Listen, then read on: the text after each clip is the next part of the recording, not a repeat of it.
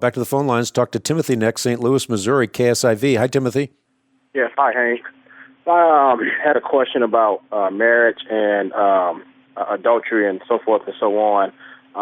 Look in several places in the Bible, in Romans and 1 Corinthians, Paul speaking about adultery and a woman that remarries. If she remarries again after she's been divorced by her husband, she is considered an adulterous woman. It might take, meaning that daily she's committing adultery with another man, vice versa with the man too as well. Just to make a long story short, I've been kind of looking at this because this has been a topic of interest of mine lately. Is it a sin, even though God says he forgives, the sin of adultery, if someone outside of the biblical reasons why God would allow for divorce, is it still a sin if I remarry a woman after a divorce, or vice versa, if a woman remarries a man? Do they daily have to wake up and repent to God and ask him for forgiveness for committing adultery? Or is it once I have remarried, or once that person has remarried, once that act of adultery has been committed, can that be forgiven and then you move on with your life? Can you expound on that a little bit? Yeah, absolutely. Forgetting the things that are behind, press forward in the grace and mercy of the Lord. You can't unscramble the egg, but what you can do is you can be faithful in the relationship in which you are now. And do remember that you made a qualifier earlier. Jesus says anyone who divorces his wife except for marital unfaithfulness and marries another commits adultery.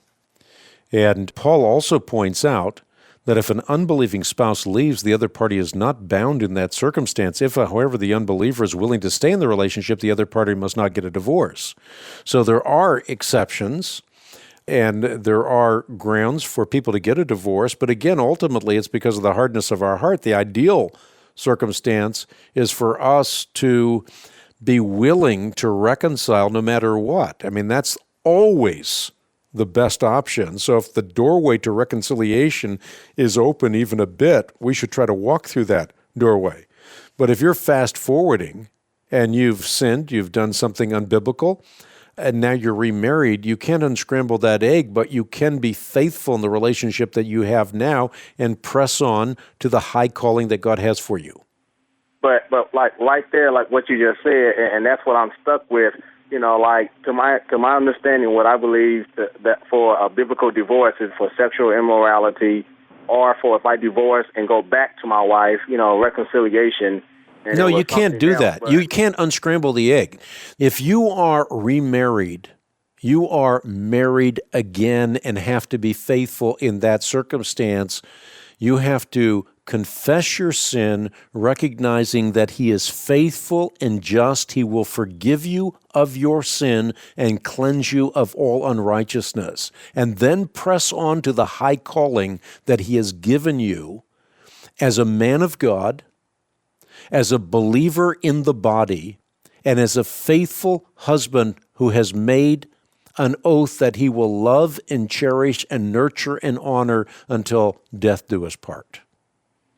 So outside of what Paul says in Romans chapter 7, verse 3, where it says, so then if while her husband liveth, she is considered, she's bound by law, and she marries another, she's considered an adulteress.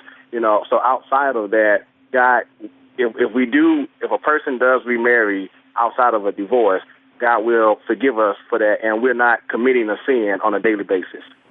God will forgive you, and you confess your sin, and you do not have to live with the Damocles sword hanging over your head that each day that you're married to your wife, you're living in perpetual adultery. No.